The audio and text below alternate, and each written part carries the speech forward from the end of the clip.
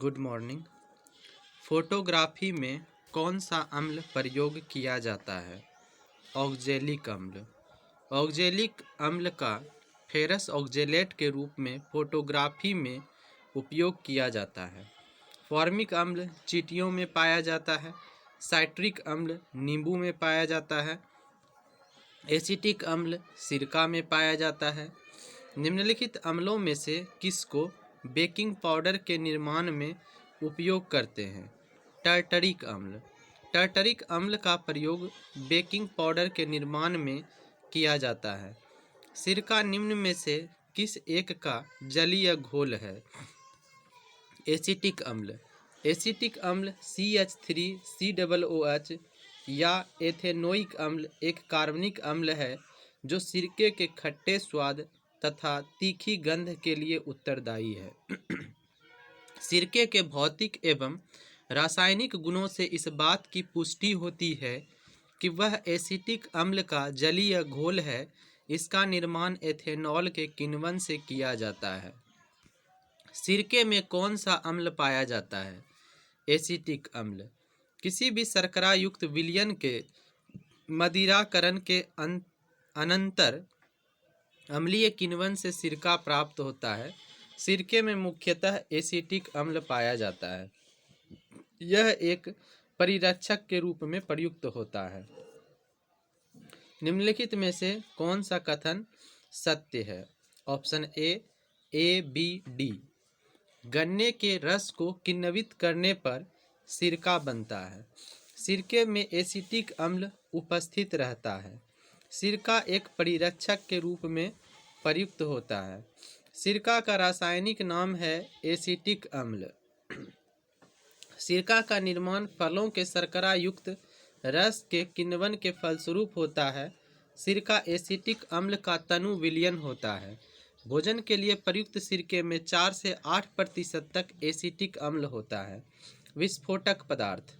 विस्फोटक एक्सप्लोसिव वे पदार्थ जो ताप, घर्षण या उचित प्रहार के फलस्वरूप अपघटित होकर प्रकाश, ध्वनि तथा अत्यंत तेजी से फैलने वाली गैसों को उत्पन्न कर तीव्र विस्फोट उत्पन्न करते हैं, विस्फोटक कहलाते हैं। यह अच्छे विस्फोटक पदार्थ में निम्न गुण होते हैं। विस्फोटक पदार्थ वाष्पशील नहीं होना चाहिए। यह आर्द्रताग्राही नहीं होना चाहिए। यह सस्ता तथा अस्थायी होना चाहिए। यह तीव्र विघटित होना चाहिए। कुछ विस्फोटक निम्न है। Tri nitro toluene TNT। इसे टॉलुइन पर सांद्र नाइट्रिक अम्ल व सांद्र सल्फ्यूरिक अम्ल की अभिक्रिया द्वारा प्राप्त किया जाता है। यह हल्का पीला क्रिस्टलीय ठोस है। यह अत्यंत उच्च कोटि का विस्फोटक है। TNT का उपयोग बम तथा टारपीडो को बनाने में करते हैं। इसका उपयोग अमोनियम नाइट्रेट के साथ मिलाकर एमेटॉल विस्फोटक बनाने में करते हैं। Tri nitroglycerine TNT। यह एक रंगहीन तैलीय द्रव है। इसे नोबल गैस भी कहा जाता है। यह ग्लिसरीन पर सांद्र नाइट्रिक अम्ल एवं सांद्र सल्फ्यूरिक अम्ल की अभिक्रिया द्वारा प्राप्त किया जाता है। इसकी सहायता से डायनामाइट जैसे महत्वपूर्ण विस्फोट बनाए जाते हैं। यह स्वयं भी एक महत्वपूर्ण विस्फोटक है। Try nitrophenol TNP। इसे पिक्रिक अम्ल भी कहा जाता है। यह फिनॉल व सांद्र नाइट्रिक अम्ल की अभिक्रिया द्वारा बनाया जाता है। यह हल्का पीला क्रिस्टलीय ठोस होता है। यह भी एक प्रचंड विस्फोटक है। डायनामाइट। इसका आविष्कार अल्फ्रेड नोबेल ने 1860 के दशक में किया था। इसे अक्रिय पदार्थ जैसे लकड़ी के बुरादे या कीजे लगुर में नाइट्रोग्लिसरीन को अवशोषित कराकर प्राप्त किया जाता है। इसका प्रयोग कुएं खोदने, सड़क बनाने, बांध बनाने, सुरंग बनाने, चट्टानें तोड़ने आदि के लिए होता है। आधुनिक डायनामाइट में नाइट्रोग्लिसरीन के स्थान पर सोडियम नाइट्रेट का प्रयोग किया जाता है। Blasting gelatin. यह 7% नाइट्रोसेलुलोज तथा 93% नाइट्रोग्लिसरीन का मिश्रण है। इसका प्रयोग खान खोदने व सुरंग बनाने में किया जाता है। RDX, इसका रासायनिक नाम साइक्लोनाइट या साइक्लोट्राई मेथिलीन ट्राई नाइट्रेमीन। इसमें प्लास्टिक पदार्थ जैसे पॉलीब्यूटाइन, एक्रिलिक अम्ल या पॉलीयूरेथेन को मिलाकर प्लास्टिक बॉन्डेड विस्फोटक बनाया जाता है। यह एक प्रचंड विस्फोटक है। इसके तापमान व आग फैलाने की गति को बढ़ाने के लिए इसमें एल्यूमिनियम चूर्ण को मिलाया जाता है। इसकी विस्फोटक ऊष्मा 1510 किलो कैलोरी प्रति किलोग्राम होती है। इस विस्फोटक को जर्मनी में हेक्सोजन, इटली में T4 तथा संयुक्त राज्य अमेरिका में साइक्लोनाइट के नाम से जाना जाता है। इसके एक रूप को C4 भी कहते हैं। गन कॉटन, रुई या लकड़ी के रेशों पर सांद्र नाइट्रिक अम्ल की अभिक्रिया द्वारा नाइट्रोसेलुलोज गन कॉटन प्राप्त होता है, जो एक महत्वपूर्ण विस्फोटक पदार्थ है। निम्नलिखित गैस युग्मों में से किसका मिश्रण खानों में अधिकतर होने वाले विस्फोटों का कारण है? तो मीथेन एवं वायु।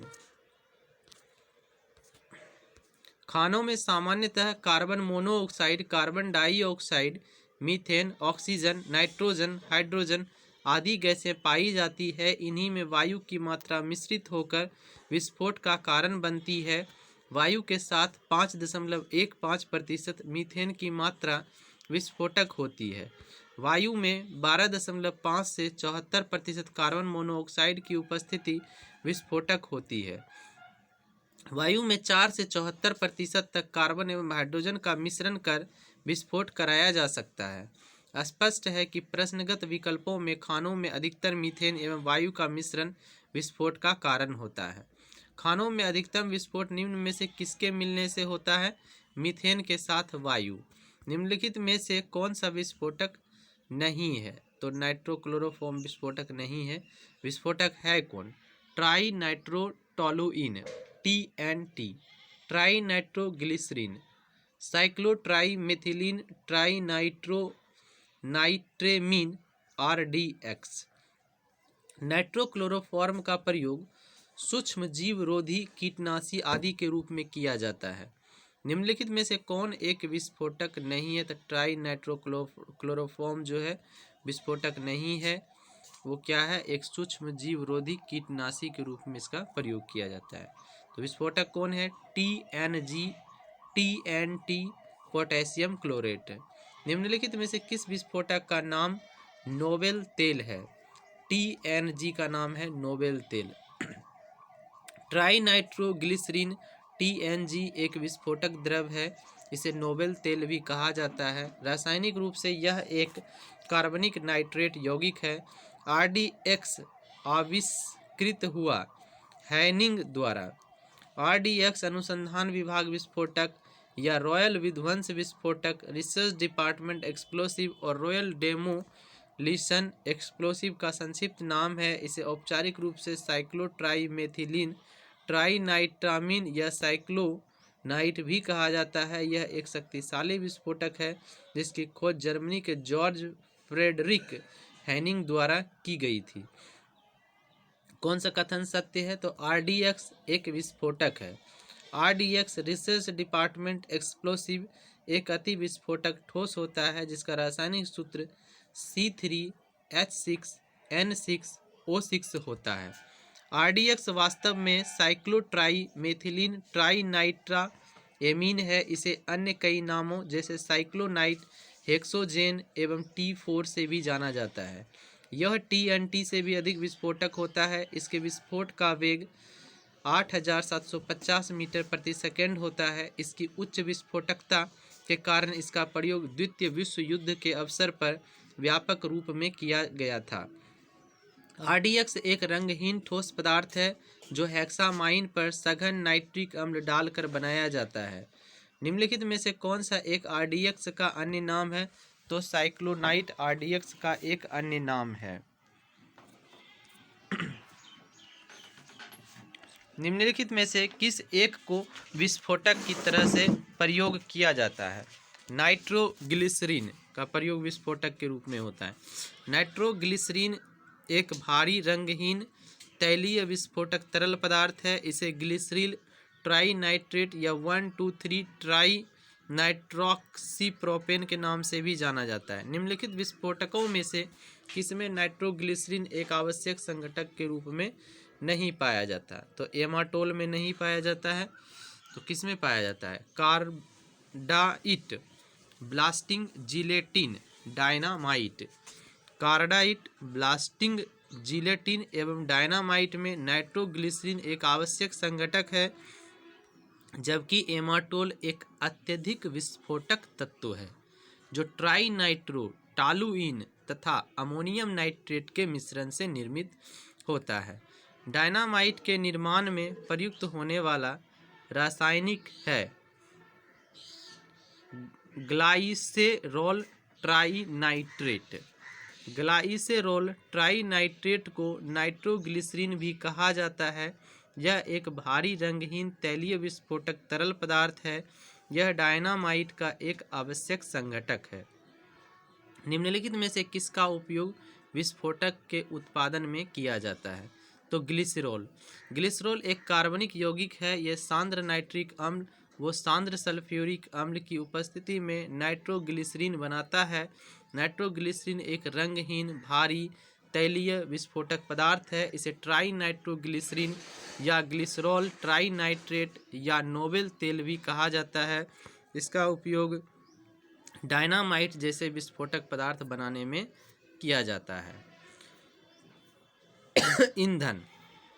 घरेलू और औद्योगिक उपयोगों से संबंधित ऊष्मा ऊर्जा के प्रमुख स्रोत लकड़ी, काष्ठ, कोयला, पेट्रोल, मिट्टी का तेल आदि हैं। ये पदार्थ ईंधन कहलाते हैं। अच्छा ईंधन वह है जो सहज उपलब्ध हो जाता है।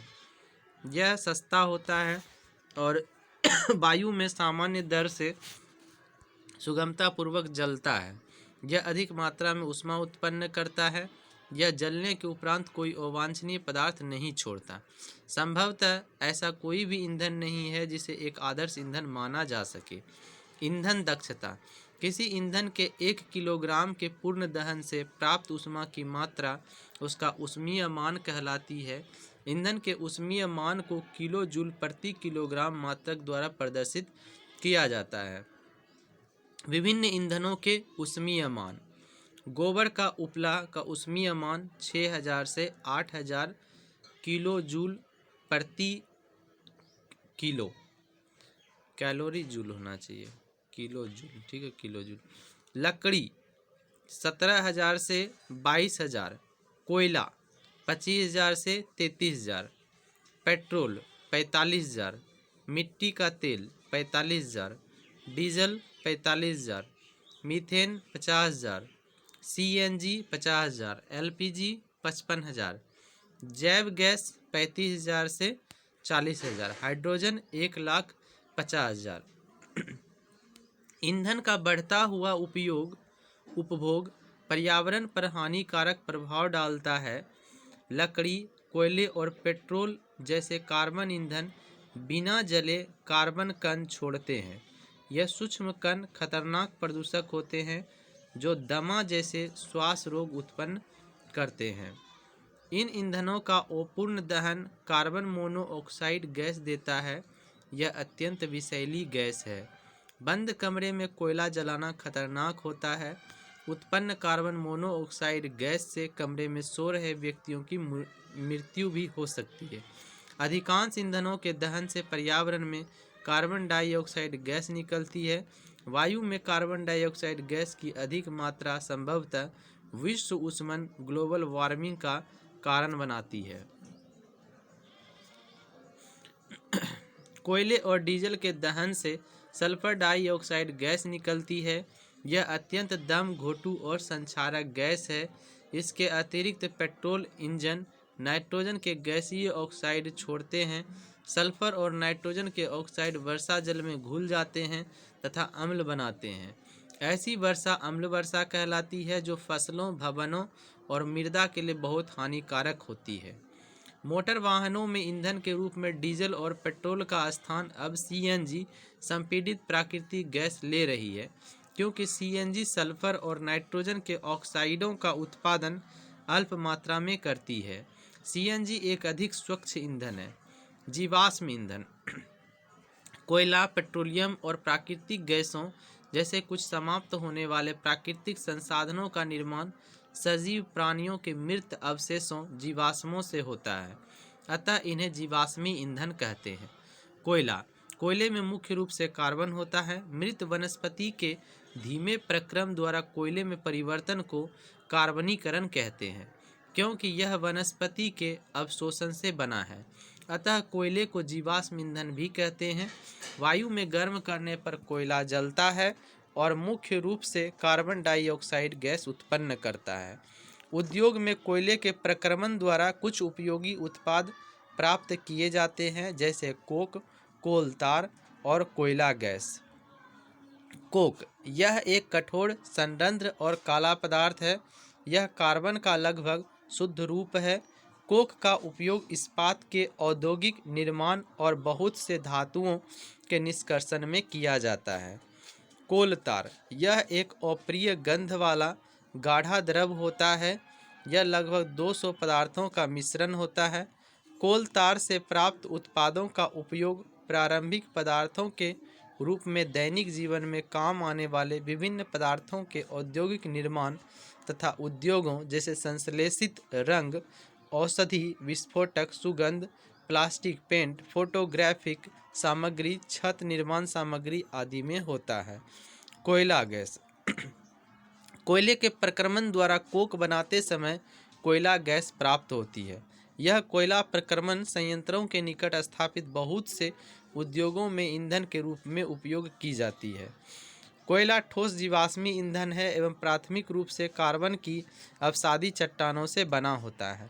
कोयले की 5 प्रमुख श्रेणियां हैं: पीट कोयला, लिग्नाइट, भूरा कोयला, सब बिटुमिनस, बिटुमिनस सॉफ्ट कोयला, एंथ्रासाइट कठोर कोयला। पीट कोयले में पानी की मात्रा अधिक होती है, इसीलिए निम्न श्रेणी का ईंधन बन जाता है। तल छटों के भार द्वारा पीट संपीड़ित होकर सहस्त्रों वर्षों के बाद लिग्नाइट कोयला में परिवर्तित हो जाता है।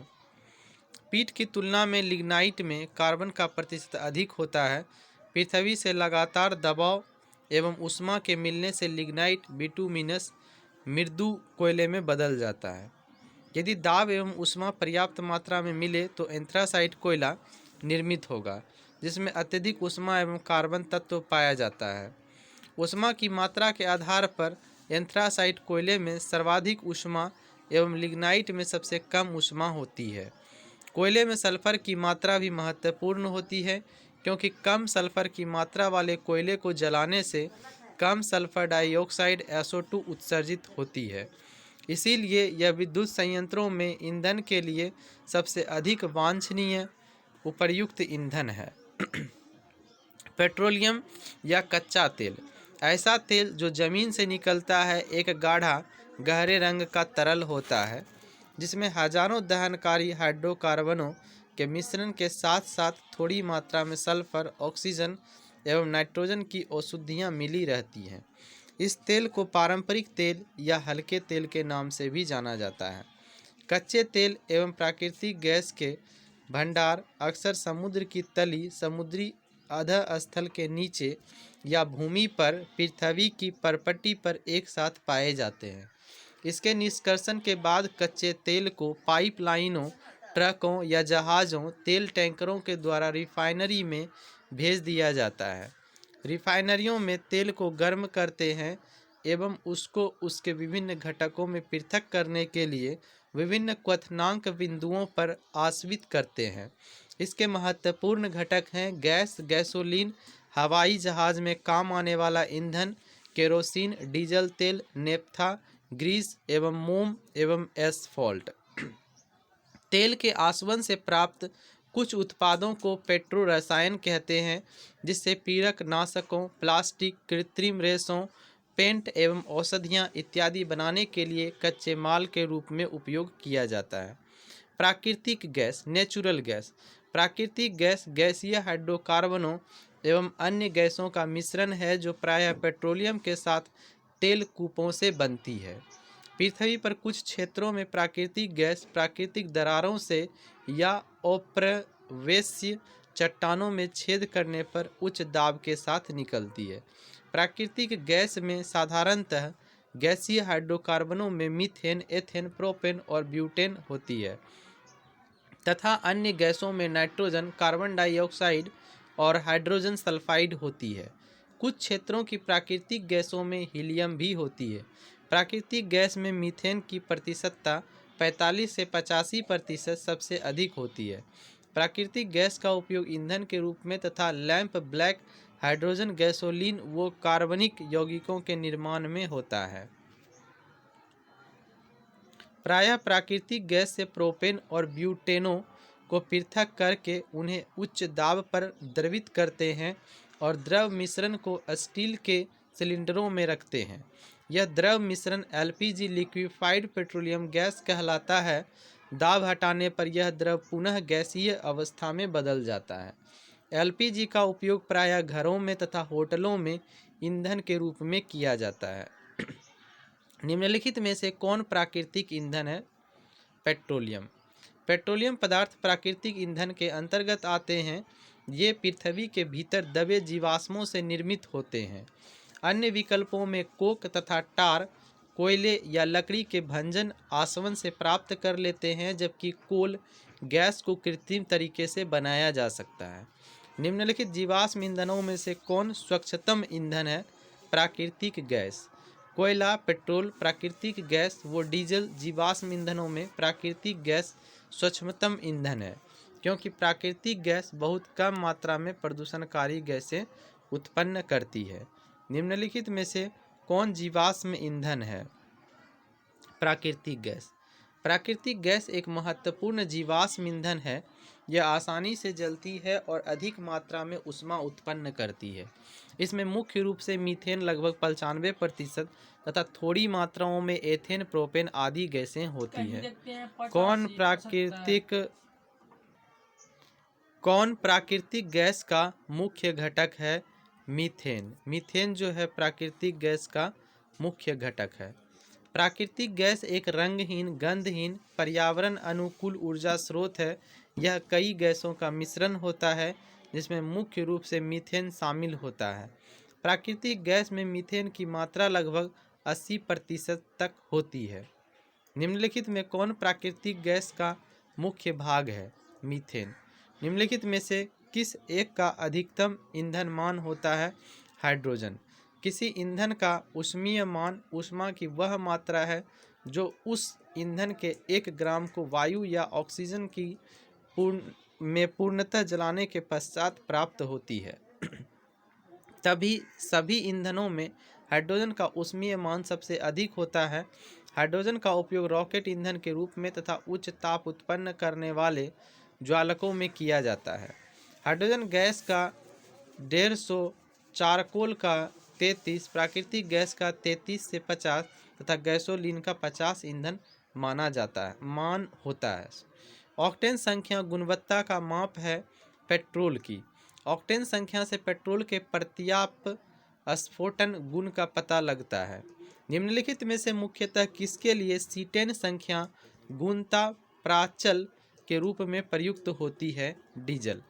जिस प्रकार ऑक्टेन संख्या गैसोलीन के ज्वलन स्थिरता के मापन में प्रयुक्त की जाती है, सीटेन संख्या का प्रयोग भी इसी संदर्भ में डीजल ईंधन की गुणवत्ता परीक्षण हेतु किया जाता है। डीजल का दहन बिना स्पार्क किए संपीड़न द्वारा कराया जाता है। अतः जब डीजल ईंधन संपीड़ित किए जाने पर जितना जल्दी प्रज्वलित होता है, उसकी सीटेन संख्या उतनी ही अधिक होती है। यह अच्छे डीजल की पहचान है। डीजल इंजन में प्रयुक्त ईंधन है डीजल की वाष्प और वायु। डीजल इंजन एक अंतर्दहन इंजन है जो बंद स्थान में वायु को संपीड़ित करने से उत्पन्न ऊष्मा का उपयोग करके ईंधन में ज्वलन उत्पन्न करता है। डीजल इंजन में दहन के लिए पेट्रोल इंजन की तरह कार्बोरेटर नहीं होता, अतः इसमें सिलेंडर के भीतर की हवा को इतना संपीड़ित कर दिया जाता है कि वायु का तापमान 80 डिग्री फ़ारेनहाइट तक पहुंच जाता है। यही तापमान स्फुलिंग दहन का कार्य करता है।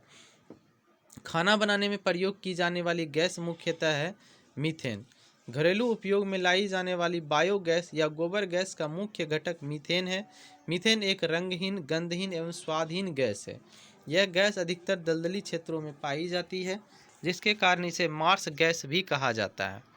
बायोगैस या गोबर गैस में 50 से 75% तक मीथेन होता है। बायोगैस संयंत्र से निष्कासित निम्नलिखित में से कौन सी गैस ईंधन गैस के रूप में उपयोग में आती है? मीथेन।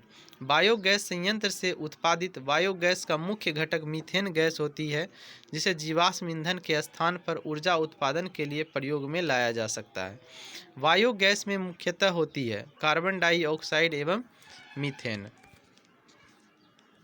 ऑक्सीजन की अनुपस्थिति में किसी कार्बनिक पदार्थ के जैविक विखंडन से उत्पन्न गैस बायोगैस कहलाती है।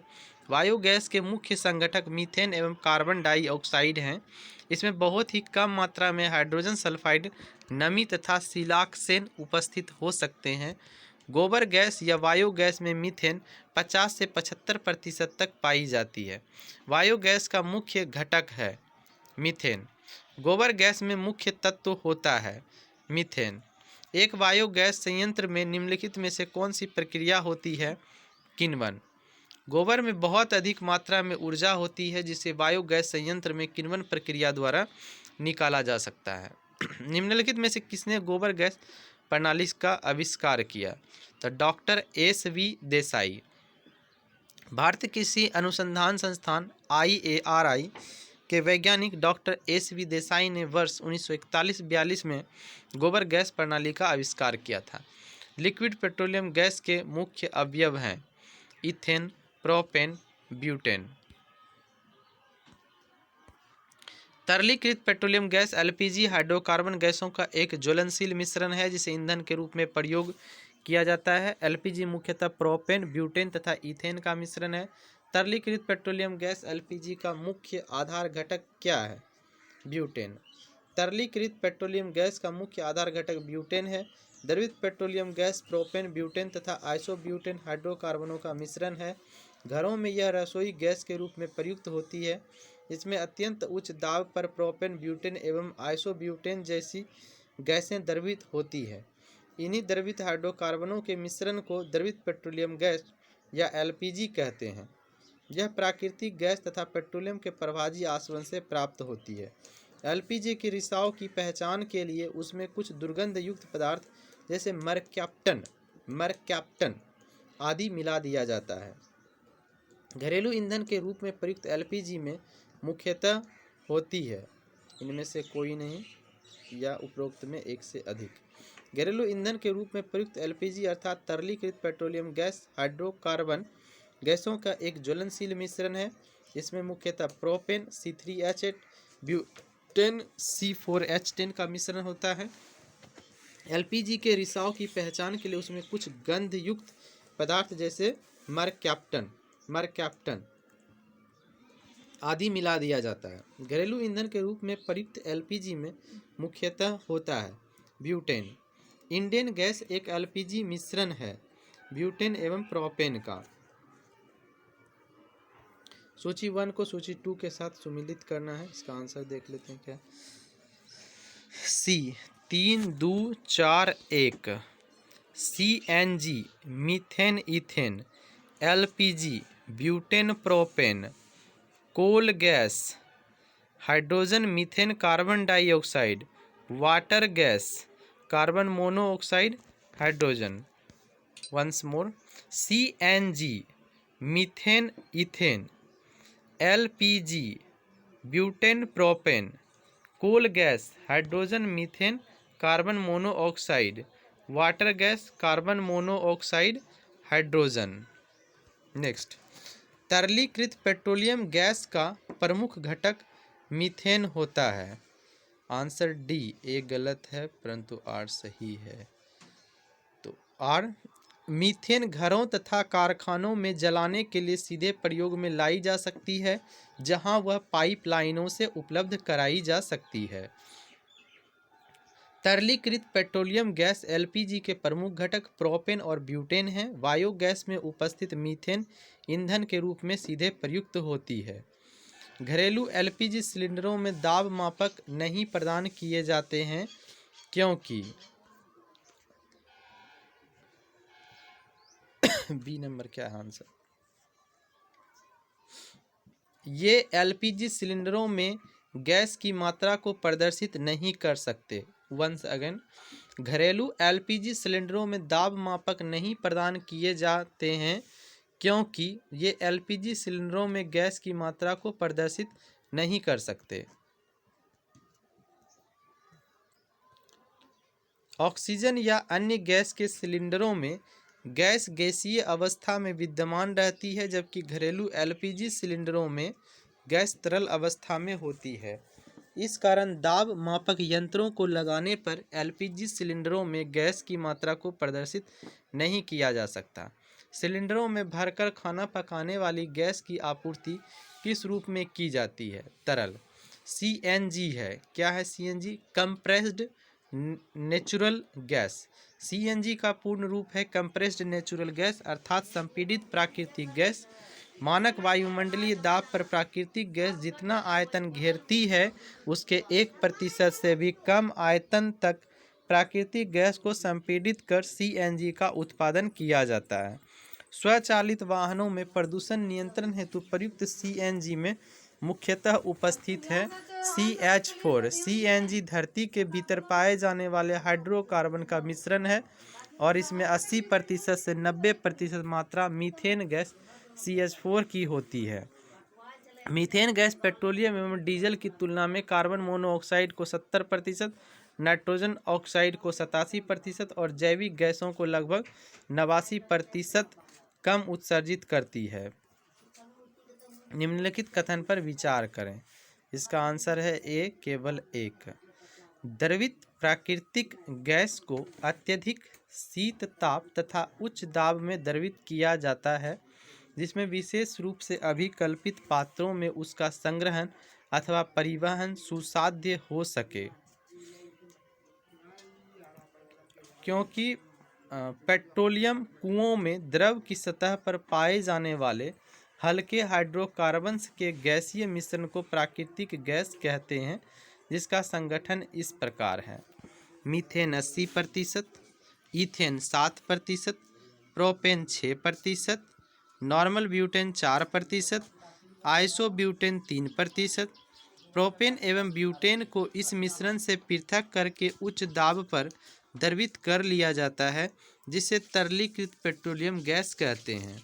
यह रसोई गैस के रूप में प्रयुक्त की जाती है।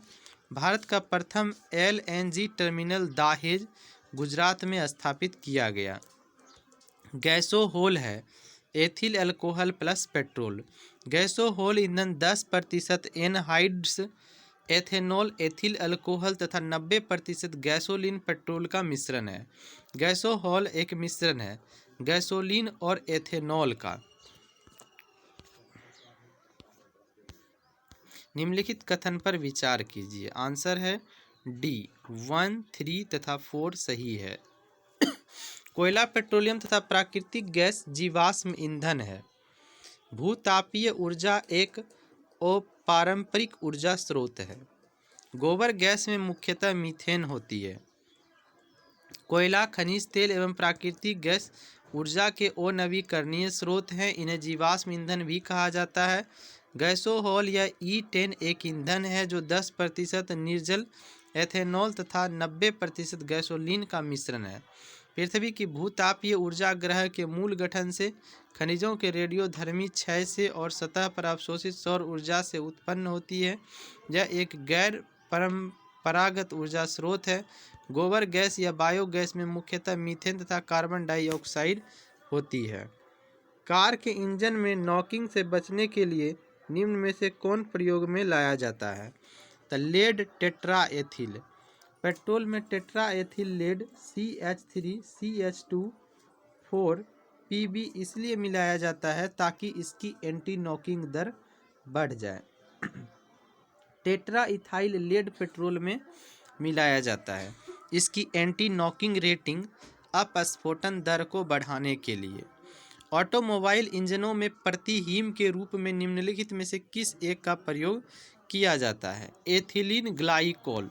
एथिलीन ग्लाइकोल C2H6O2 एक कार्बनिक पदार्थ है जिसका प्रयोग ऑटोमोबाइल प्रशीतक के रूप में किया जाता है। इसका गलनांक 12.9 डिग्री सेंटीग्रेड होता है। भारी वाहन में डीजल का उपयोग इसलिए किया जाता है उच्च क्षमता और आर्थिक बचत के लिए। डीजल इंजन का प्रयोग भारी वाहनों में होता है क्योंकि यह भारी बोझ को खींचने के लिए अत्यधिक शक्ति प्रदान करता है, जो कि इन भारी वाहनों की कुल ईंधन खपत में कमी लाता है।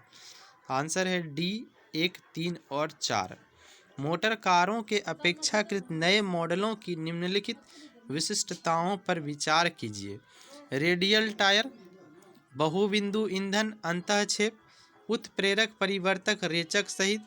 इनमें से कौन सी विशिष्टताएं मोटर कारों के अपेक्षाकृत नए मॉडलों को अधिकृत ईंधन दक्ष बनाती है? तो आंसर रेडियल टायर, बहुबिंदु ईंधन अंतःक्षेप, उत्प्रेरक परिवर्तक रेचक सहित। रेडियल टायर के कारण घर्षण बल कार्य करेगा जिससे मोटर कार की कार्य क्षमता गति बढ़ जाएगी। बहुबिंदु ईंधन अंतःक्षेप से ईंधन कम खर्च होगा और गति भी बढ़ जाएगी। उत्प्रेरक परिवर्तन रेचक सहित कार्य प्रणाली मोटर को गर्म होने से बचाएगी जिससे उसकी कार्य क्षमता और बढ़ जाएगी।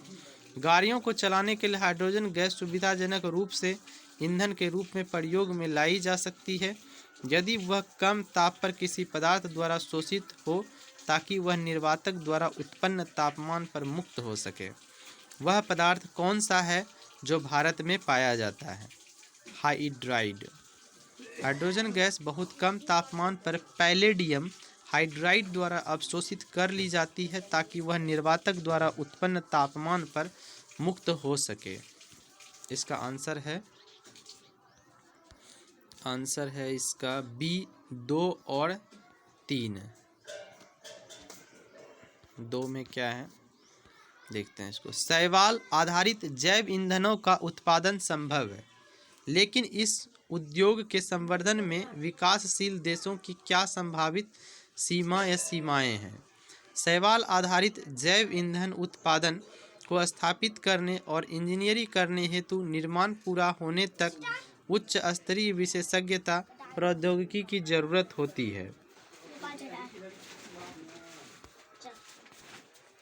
आर्थिक रूप से व्यवहार्य उत्पादन के लिए बड़े पैमाने पर सुविधाओं की स्थापना की आवश्यकता होती है जिससे पारिस्थितिकी एवं सामाजिक सरोकार उत्पन्न हो सके। शैवाल आधारित जैव ईंधनों का उत्पादन समुद्रों एवं महाद्वीपों दोनों में संभव है। इन ईंधनों के उत्पादन एवं अभियांत्रिकी करने हेतु उच्च स्तर की विशेषज्ञता की आवश्यकता होती है। साथ ही अधिक उत्पादन के लिए नवाचार हेतु भी ज्ञान एवं अनुभव की आवश्यकता होती है। दुर्बल निवेश स्थिति वाले विकासशील देशों में इस प्रकार के ईंधन का उत्पादन कठिन है क्योंकि इस हेतु अधिक पूंजी निवेश की जरूरत पड़ती है। साथ ही आर्थिक रूप से व्यवहार्य उत्पादन के लिए बड़े पैमाने पर सुविधाओं की स्थापना से पारिस्थितिकी एवं समाज प्रतिकूल रूप से प्रभावित हो सकते हैं। खाद्य संरक्षण, पोषण, औषधि आदि।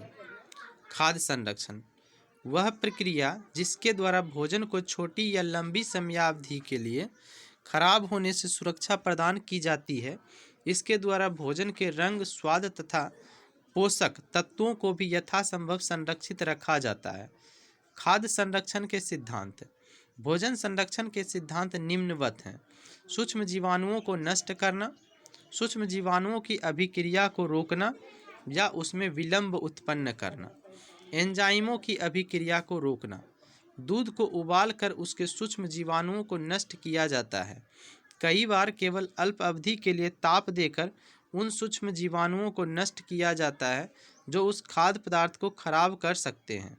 डिब्बा बंद करने की प्रक्रिया में डिब्बे के अंदर डाले जाने वाले भोज्य पदार्थ को उच्च तापमान में गर्म किया जाता है ताकि उसमें सूक्ष्म जीवाणु विकसित ना हो सके।